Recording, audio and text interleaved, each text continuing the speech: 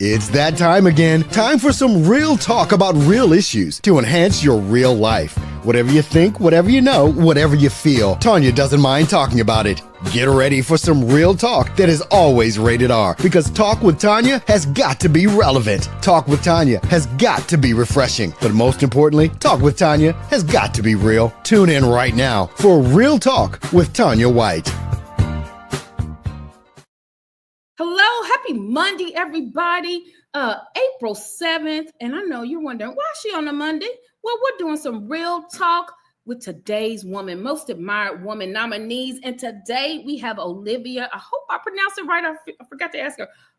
Raley? I hope so. If not, she's going to pronounce her name back right. All today until about 8 o'clock, we have some great interviews with some of the 2025 most admired women nominees from Today's Woman magazine. And we're going to bring Olivia on, and she's going to tell us what category she's in and all this great stuff. So welcome to Real Talk with Tanya White, Olivia. Yes, thank you, Tanya. And you got my name perfect, girl. You are just right. Thank you. Listen, Olivia, before we get started, tell us who you are and what you do. Yeah, so I'm Olivia Raley. I am a police social worker at the Bardstown Police Department. I am their first police social worker. It's a growing field rapidly. It's super cool. I'm embedded in the police department. So what I get to do every single day is help victims or survivors of any type of crime. We work with any violent crime survivors, or we work with trauma survivors. We work with child abuse. Or we work with people who are down on their luck and they just need connections to minor resources, or if they need major resources. That's what we get to do every single day. And I get to work with an amazing partner named Maverick. He is a 5-year-old Siberian Husky, and he is our first therapy dog at police department. So yes, that's what I do in a nutshell. Maverick, I know everybody loves Maverick. Maverick's probably hard at work every day. And big ups to the police department for having a social worker. Yes. That is unheard of. It was unheard of years ago. Yes. Now we and so I love social workers because my sister-in-law is a social worker, and all the social workers out there like you, Olivia, you are called to do what you do. Absolutely, yes. And, you have to learn how to not take everything home with you and internalize. And I know you have to learn how to do that. What is the biggest joy? Let's start with that, of your job every day. The biggest joy of my job is when, besides working with Maverick every single day, because who doesn't love that? To be honest, the greatest joy that I have in my job is when I'm directly working with somebody, like I said, a victim or survivor of crime, and that light bulb goes off of that they're going to be okay. It's that mutual feeling. Like once I've done my job, that's my job, is rapport building. And then the rest gets rolling.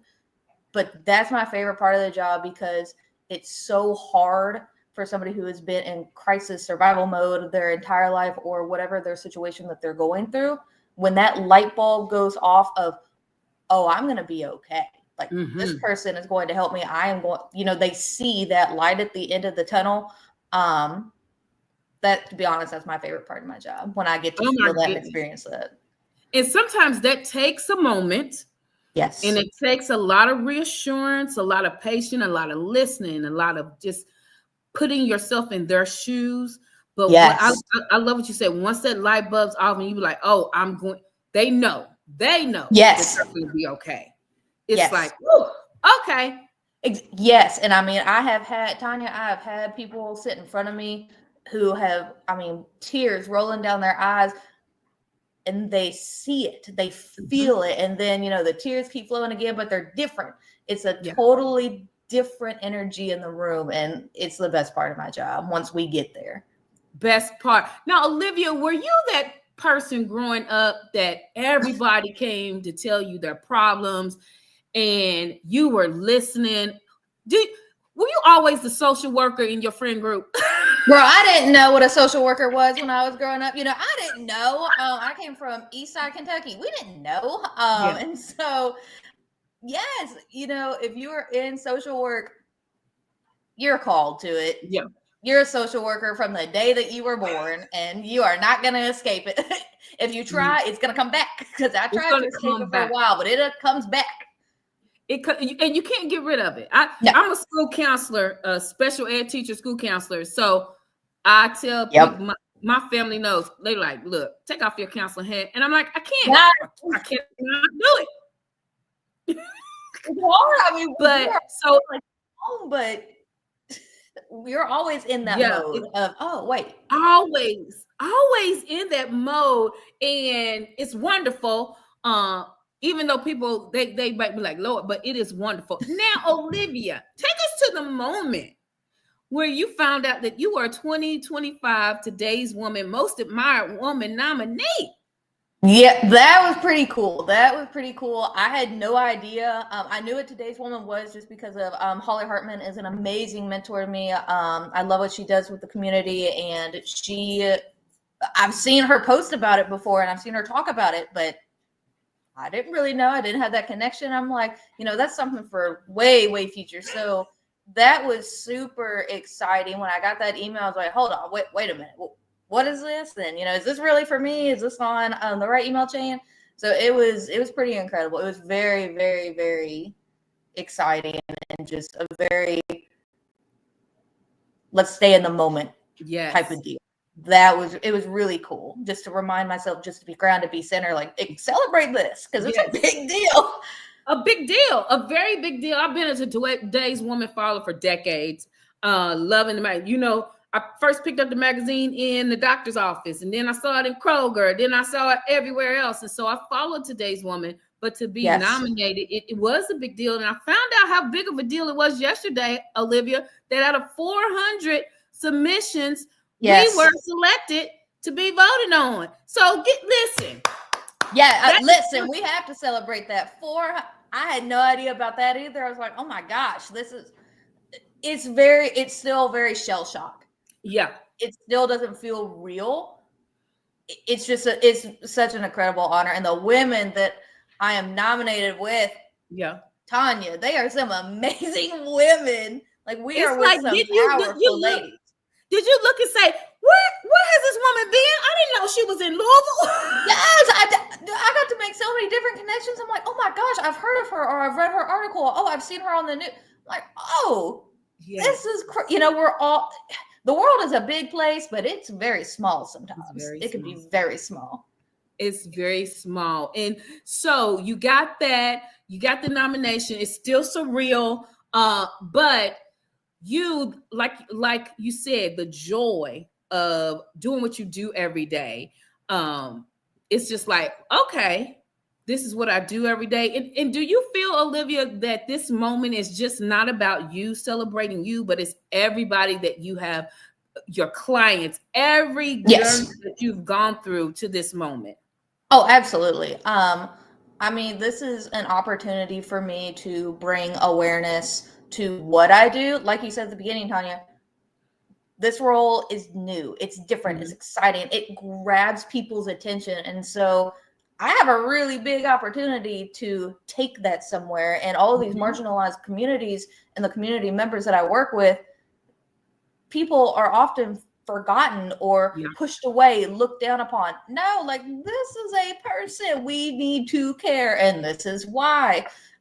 And it's a really big opportunity, and so this is why we got to run with it. Like, this platform of even being just nominated, being nominated is enough. It is so much enough, because it allows for opportunities like this to explain what I get to do every day, and it may inspire other police departments, other places to provide social workers, because we are important, and bringing awareness that social workers and police, we can work together. We are strong together. And, and I love the detectives and patrol that I work with. I really do. They see the benefit.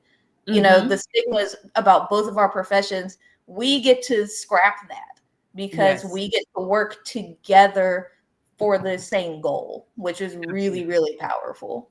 There's nothing like unity, and especially when something is new that has been, we don't know if we want that, but once you get it, hey, what took us so long? And that's what I feel that when as people get to know what you do, that's what they're gonna find out. Now, give us 3, like if somebody was interested, or if some police chief is looking at, hey, let me check this out. What are 3 things that you say that you contribute to making not only law enforcement more unified, more peaceful, and making people feel protected, but also what do you give to the clients that you come in contact with? Boy, okay.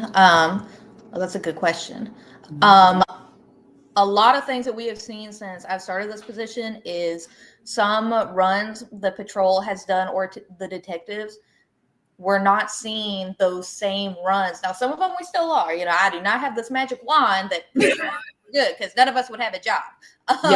But so magic wand does not come out, but we're seeing a reduction in those repeat calls, or individuals that are having the same instances with law enforcement of maybe public intoxication when they actually need treatment, or if we're having the same domestic violence call over and over and over, getting that survivor those resources to get out of that situation, or whatever it is that they need to navigate through.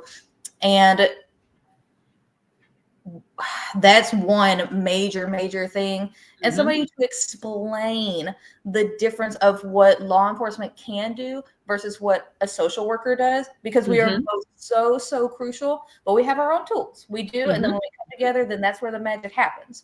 And so just being able to have another tool for government agencies, another person for somebody else to reach out to. And because this role is new and exciting, people, it's kind of that flashy, that flashy job of, oh, what's that? Yeah. People are more interested about it. And that's how I've gotten a few cases with the detectives.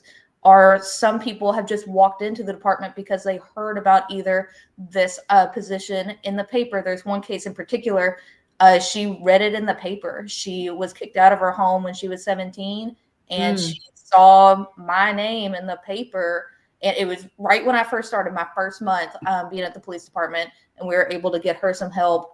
But it brings awareness. It provides safety with the community, and that there are more resources that people are cared about. And not that people aren't conveying, or we're not conveying that to begin with, but we're just another tool. You can't have too many tools for community. And the follow-up, patrol has other emergencies. Now they have lots of emergencies they need to pay attention to. Yeah. That's why we have me, because this is my wheelhouse of being able to follow up or make those additional connections. And it works beautifully. It truly does. It's like 2 organizations that people fear. People are afraid of the police department, people are afraid of social workers, but when you come together, you shed a new light on, look, don't believe the stereotypes. We are here to help you. And if you allow us to help you, then you can see, they can have that aha moment that, yes, I'm going to make it. Yes. And I mean, I'm in a way very, very fortunate that my first gig in the social work world was CPS. Now, you only talk about people who are terrified of that title. I mean, I remember being the lady with the green folder, walking around looking for people's addresses and stuff. So I get it. I'm not new to, oh, you're a social worker. I know that look, which is fine. I mean, it breaks that barrier, and it allows for more rapport building of, hey, I was here during this crisis, or I've seen people in this type of crisis mode. Let me help you. Let me explain. If we could just take the time and explain the process, the good and the bad, because there's a lot bad, there's a lot good, just the process to people, it brings so much comfort and reassurance that at least they're going to know an answer. And if they don't know, what the outcome is going to be, at least they have resources of how to assist with not understanding that outcome or having a lot of trouble coping with that outcome. It's a very, very beautiful thing to just be there, listen, and explain. And then get that aha moment. Olivia Raley, thank you so much for everything that you do. Congratulations on being nominated. Go vote for Olivia Raley at todayswomannow.com. And what category are you in again, Olivia?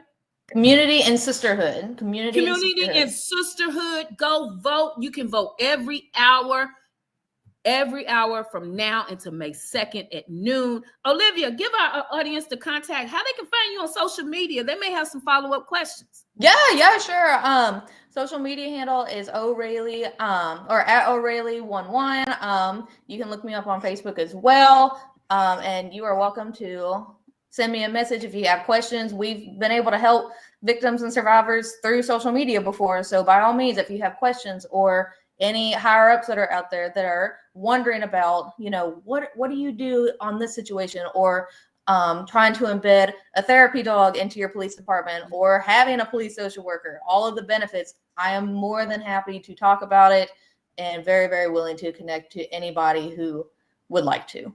Absolutely here for that. Please connect, and especially a therapy dog. Dogs are therapy in themselves, and especially in moments of trauma, moments where you don't know what's happening, they help. Olivia, once again, congratulations. Go to todayswomannow.com, vote for Olivia Raley, and then go vote for me in education category. Yes. Vote every hour. Until next time, you guys, until our next interview, talk to you soon. Thank you, Olivia. Thank you, Tanya.